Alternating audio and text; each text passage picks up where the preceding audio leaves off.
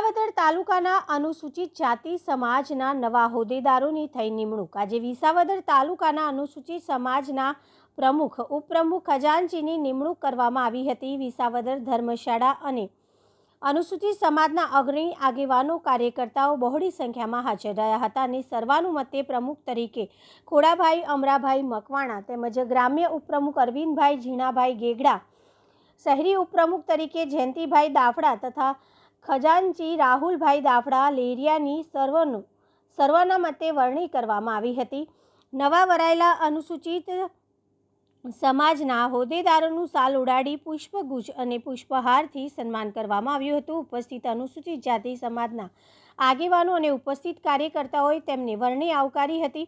આ સમયે ઉપરોક્ત નવા હોદ્દેદારે શપથ લેતા જણાવ્યું હતું કે અમે સમાજના કાર્યો માટે હંમેશા તત્પર રહીશું અને અમારી સેવા સમાજને આપીશું અને સમાજના છેવાડાના માનવી સુધી અમારી સમાજ સેવા પહોંચાડીશું। આમ વિસાવદરના અનુસૂચિત સમાજના આ નવા હોદ્દેદારોની વરણી સાથે આ કાર્યક્રમ સંપન્ન થયો હતો। રિપોર્ટર ભનુભાઈ સાસિયા, વિસાવદર।